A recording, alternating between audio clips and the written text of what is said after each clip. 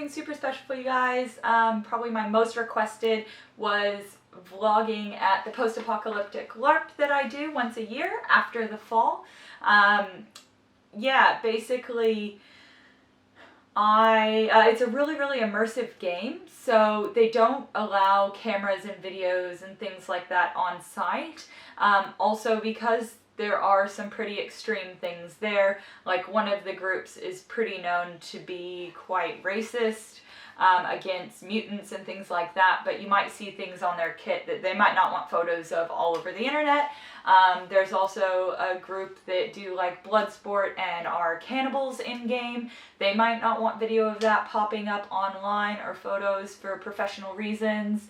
I think in comparison to junkers, my group is a little more tame, but I'm sure there's a junker or two out there that might not want their stuff out for everyone to know. So out of respect for that, and for the game really not breaking immersion, I just did this as an at the end of the day vlog to kind of go through what happened in my day. I will have missed stuff. I will have jumbled the times a little bit for things. It was a very intense experience, so hopefully at least you get a good idea of what I've gone through. Please keep in mind, if you have done After the Fall or you're planning on doing After the Fall, your character, unless they were there, will not know this. So there are things in here Cornelius, my character, would not want your character to know without them being told. So please, please, please, if you cannot differentiate that, turn the video off. Please, like, I don't want to ruin your experience or mine, and I don't want them to be affected by these videos. So if you can watch these and keep it completely out of character, then yes, please, please watch on. But I do just want that little disclosure, and there's no shame in the fact that having something in your brain might affect your character. It does happen.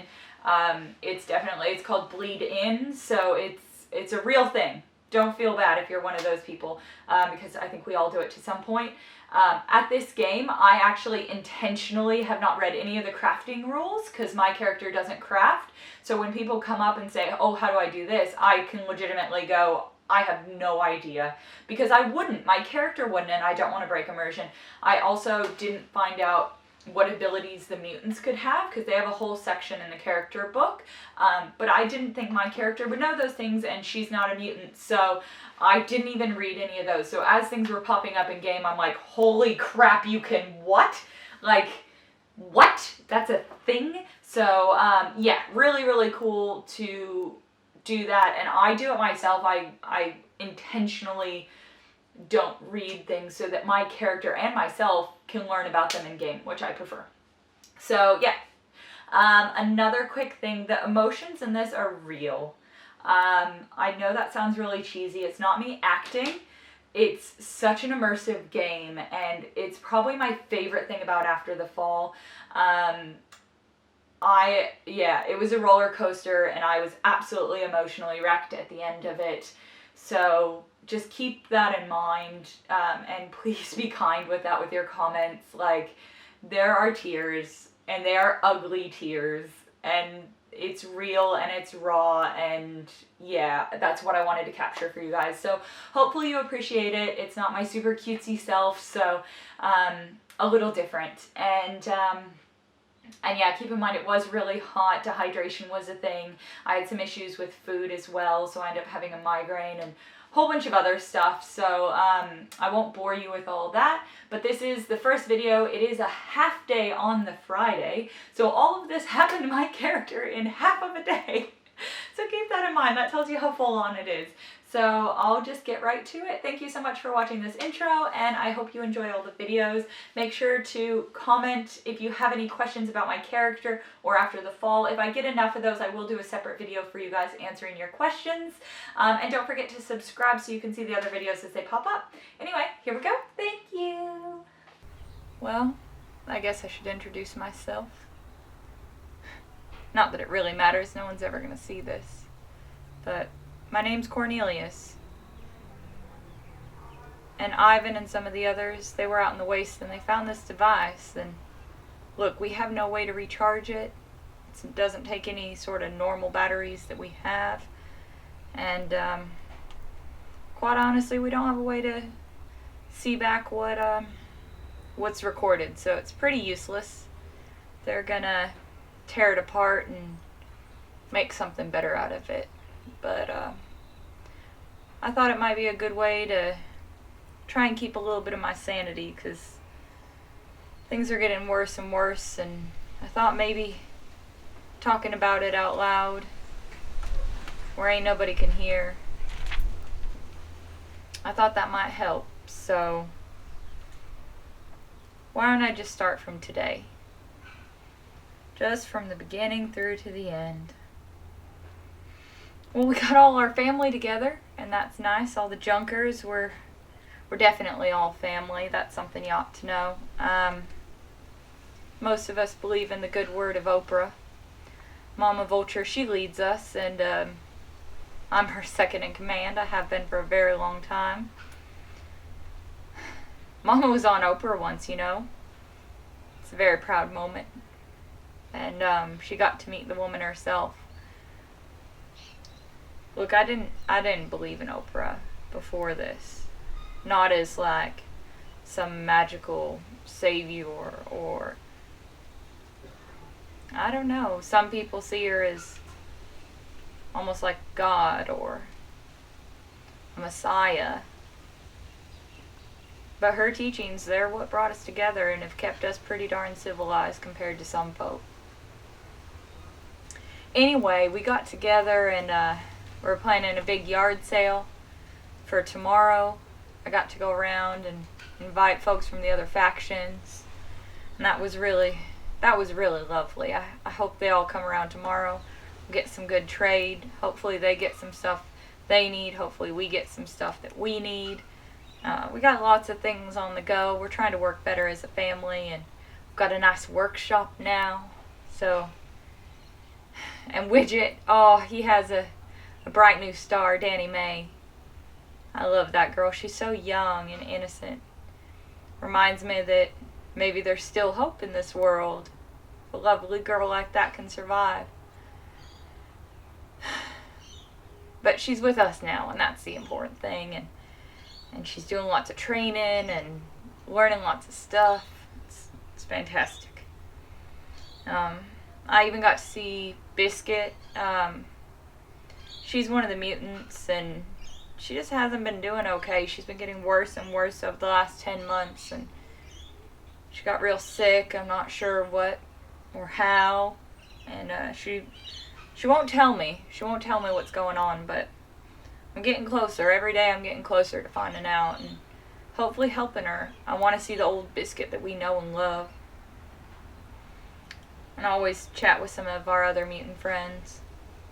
It's hard because the militia, they're family, and they don't see the mutants as people. And they often do some pretty bad things to them. Sometimes it's really hard to keep alliances with everybody when everybody's killing each other. So I've kind of made it a goal of mine.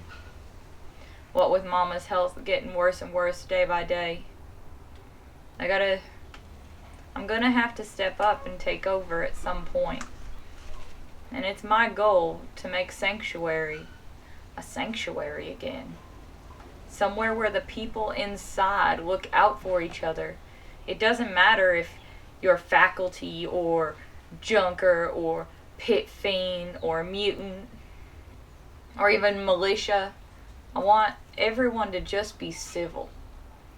Oprah teaches us to be a good neighbor, and I'm going to do everything I can or die trying to get them to know that and realize there ain't no way to live other than that, or we're all just going to tear ourselves apart from the inside. I got to go talk to Dr. Nathan at the faculty. Now, I love Dr. Nathan. He helped us when Widget had all his problems about 10 months ago, and he's a little crazy. There ain't not many folks are completely sane anymore anyway. But he's a strong man, he's a good man.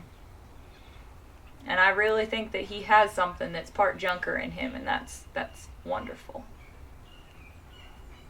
Now look, we've been working for 10 months with the faculty waiting for our water purifier. And it's a point of contention between us right now, and I hope it gets fixed soon so we can get back to being as close and happy as we were in the moments when we can steal them, you know? This isn't really a place for happy.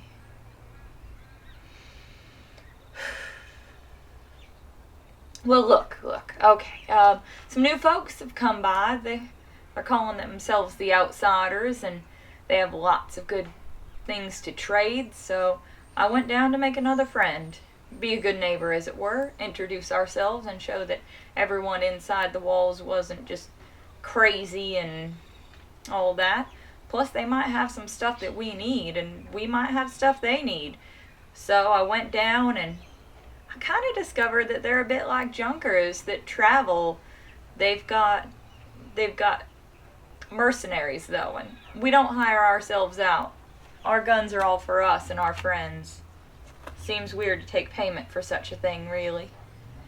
And then you don't get to pick your allies or your side. You don't get to pick what you fight for, and junkers always decide what they fight for. So that's different. But they have a lot of people that are interested in trade. They're good folks. They don't like people touching their junk, just like we have our rule, you don't touch our junk. So, yeah, I found some likenesses there and had good chats with them, brought them back, and, well, some of their folk have cyber tech body parts, like an eye and an arm, and I don't know, it's pretty fancy stuff. I'll just say that. It's pretty fancy stuff.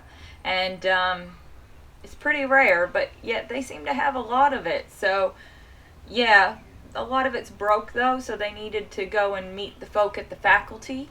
And I said I'd be happy to escort them in and introduce them. Just make sure they weren't all shot up on the way through and whatnot.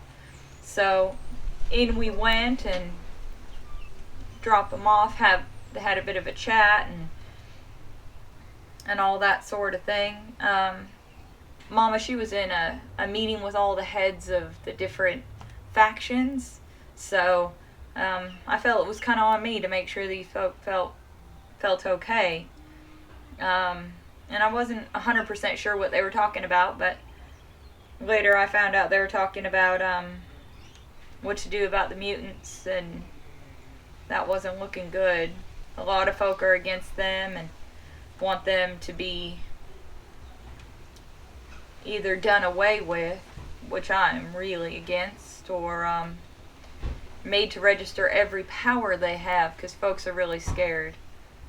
Now, I think that's a step in the right direction, but, you know, my folks can do some amazing things. Not like that. No mind control, or like bulletproof skin. I heard some folk have that, or any of that, but, you know, my folk can get down in the waste and survive things that normal folks, they just can't. So, very different. But, you know, I understand. Maybe it'll take some of the fear away if people can understand what they can do and they're held accountable for doing those things. So, better have them as allies than enemies, I say. So then the other thing they were talking about were the Outsiders, and apparently they weren't too keen on them. Folk coming from nowhere, don't know anything about them, just setting up outside of our camp, outside of our town. And I reckon I got myself in a little bit of trouble by just letting them in and showing them to the faculty, but I was trying to get them back out, and basically there were all these folk, these refugees. We've been having so many of them, and they were bloody and crying, and they said there was a big monster out there that was killing folk, and they were really, really worried and scared. There's so much blood. So I went to try and find somebody to let them in. It's not my call. It's the head of the different factions that makes these calls, and I was hoping with Mama involved that it would work out the way it should, and we could let them in and save them and take care of this darn monster. And turns out they didn't want to let him in. The gates stayed closed. Now look, some of mine gave them some water, tried to help. Meanwhile, the outsiders, they're quite upset because, you know, half their folks are still on the other side of the wall, and there's a monster, and they were really, really concerned, and no one would open the gate to let them out. So I grabbed Viper. He leads up the mutants, and he wasn't in that conversation because he hasn't paid money to the mayor to be on the council, and I reckon some of the people on the council are taking a bit of an advantage of him not being there and involved, and trying to use that as an opportunity to get rid of the mutants. Anyway, that's something else. And I explained to him what was happening, and we had to try and find a way to get him out. And he's a clever guy, and he knows a lot of things, so between us we managed to find some places in the wall where we could lower them down so they could go back to theirs, and they were really appreciative of us doing that, and I think we made a really strong ally. So that's good. Maybe not everyone likes them, but I'll take allies anywhere I can get them. We really need them. Really, really need them. But yeah, then the pit fiends decided, because the refugees weren't leaving, they were going to get rid of them. Now, I don't know how it came to this, but the fiends, they eat folk. I don't know how they're allowed inside our walls when that's the people they are. How can you be okay if someone walks alone and gets snatched and eaten? So, but I got plans. I'm gonna do something about the fiends, because I don't think that's right. Anyway, so the gates were opened and the fiends went after the refugees. One of mine, Snail, he's a good man. He's not the smartest. He ain't the smartest, but he told them to run. And I really hope and pray that he saves some of those folks by telling them. But they had nothing. So even if he saved them for then, there's not much more that could be done. It's been a very, very bad day. And,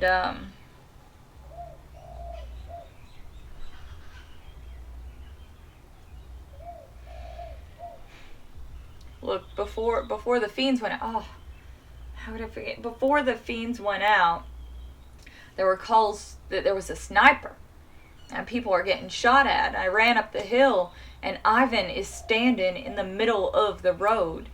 He heads up all of our wastelanders that go out in the waste. He's also on the council. He is so important to the Junkers. And there he is with a sniper out, standing in the middle of the road, yelling at Tex. Tex just done lost his mind. He's just yelling and shouting and pointing guns at folks that are friends. And it's just, ain't nobody could talk him down. Something about post-traumatic stress disorder, and I just think, don't we all have post-traumatic stress? Like, ain't nobody getting, cuddles with cute kittens and all they can eat and happiness thrown at them. We're all trying to survive, and we've all seen some really nasty things. Really. Anyway, Ivan's out for blood. He's normally such a level-headed man, but luckily Doc came along, and Doc's been treating Tex and managed to get the guns away from him. But Ivan was so angry that he was threatened and other Junkers were threatened, and yeah, that's going to take a lot of smoothing over, and don't worry, I'm already working on it. But yeah, then I came down to the fence to find the fiends going on the hunt. It's too late. There was nothing I could do. Look, being second in command in a faction it's a lot within your own. But with others, they don't take you as seriously, and you don't have the final word, so there's nothing I can do.